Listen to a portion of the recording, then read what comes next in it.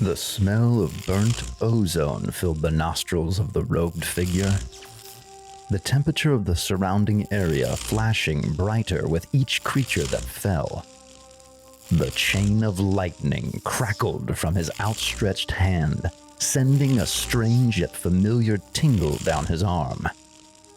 Yes, these creatures were tougher than anything he had faced before, but they still were no match for his arcane prowess.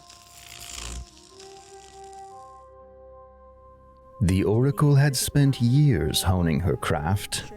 Many failed attempts throughout her life had led her to a realization.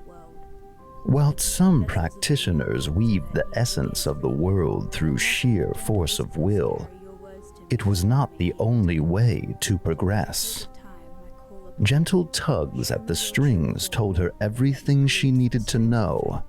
Breath turns to mist, mist to Aether. In her hands a glimpse of fate.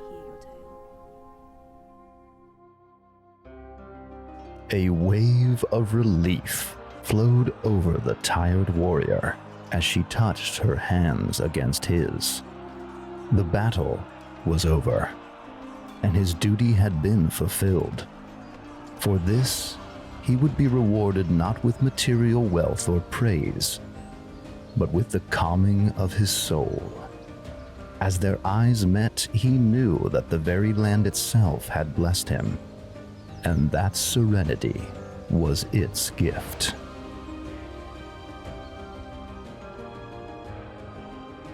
Throughout all of Rathe, there are few powers that are shared by all of its inhabitants. The very essence of magic itself, Aether, is still a mysterious force that very few truly understand. What exactly is it? Where does it come from? And what are its limitations? In this episode of Lore Pitch, I will attempt to unravel the mystery behind one of Rathe's greatest forces, the true nature of Aether. I will cover what we know so far about magic within Rathe, using this information to make logical conclusions that would make the most sense.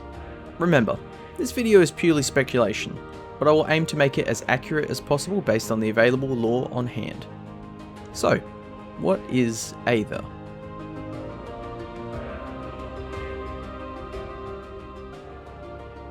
Aether can be considered the foundation of most, if not all, magic within Rathe.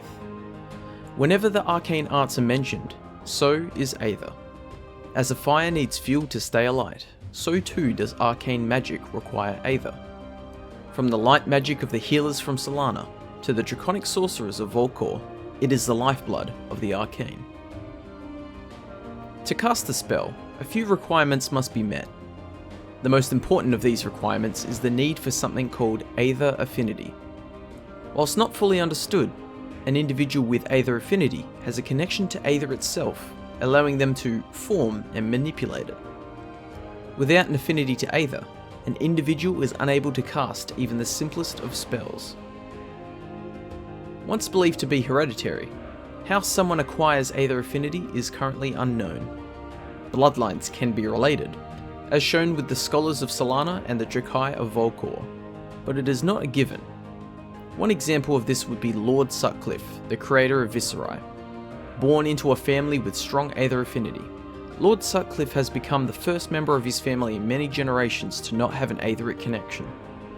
Likewise, an individual born into a family with no history of Aether affinity can be the first of their family to possess it, seemingly for no reason.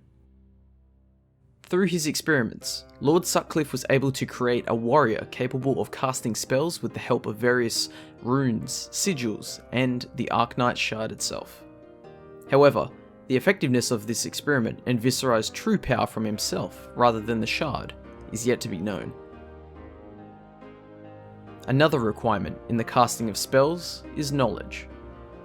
This particular requirement can vary in its necessity, as shown with the Drakai of Volcor and their innate power to manipulate fire through the use of draconic magic. Others, such as the Scholars of Solana and the denizens of the Demonastery, rely more on their studies in the realm of the arcane to cast spells. To further aid in casting of spells, many will rely on outside sources to help focus Aether, whether through runes and sigils, or through tools such as wands and staves. Again, these factors can vary from person to person. The final requirement to casting a spell is Aether itself.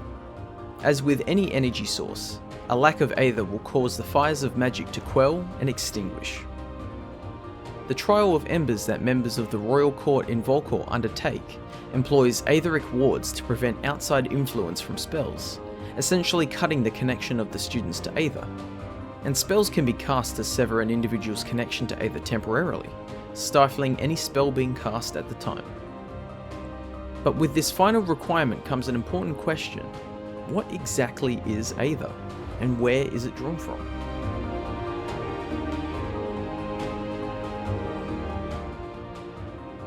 The true source of Aether is not fully known at this point in time, but there are some clues that may lead us to the correct answer.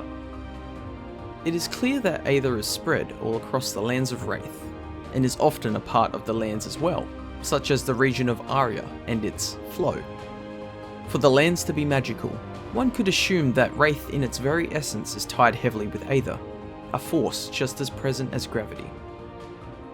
This would be similar to a blanket of energy that covers the land, with ripples and tears in one area affecting another.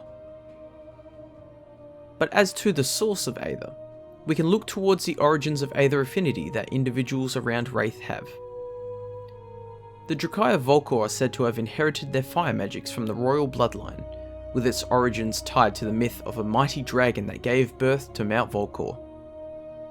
Aria is also a region with heavy ties to an ancient being, that of Fiendal, and Solana's scholars are granted their power through an entity known as Sol. With my belief the ancients known as the Old Ones have once had a massive impact on Rathe long before humans arrived, connections between them and the force of Aether can be made. It is my belief that the Old Ones are responsible for Aether being a force present on Rathe, and that they haven't truly disappeared like many have assumed.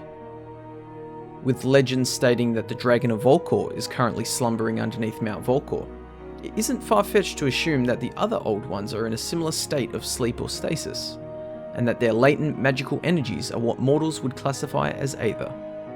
After all, the Heart of Fendel, Eye of Ophidia, and the Arknight Shard are theorized to be pieces of the Old Ones, and those are truly magical indeed. Not everything in the world of Rathe is as calm as its people may wish it to be, with each major event in the story causing rippling effects throughout the land. Aether is also similarly disturbed. We already know that these effects are being felt in Volcor, as many of the wizards within the royal court are losing control of their powers, unable to wield them like they once did. This disturbance could also be attributed to why strange creatures have been invading Rathe, such as within Aria and Mysteria. With the portal in the Demonastery connecting the realms of Rathe and Eorathiel together, the fabric of Aether that covers Rathe is being disturbed more than ever. We also have evidence that shows that the ancient elementals that once roamed Rathe are waking from their slumber in response to this disruption in the flow of Aether, which helps support the theory that Aether and the Old Ones are connected. Regardless of the information we have, the true nature of Aether is still something that can be debated, and I'm curious to know what your thoughts are. One day we may know the true nature of Aether, but until then, play hard and hit harder.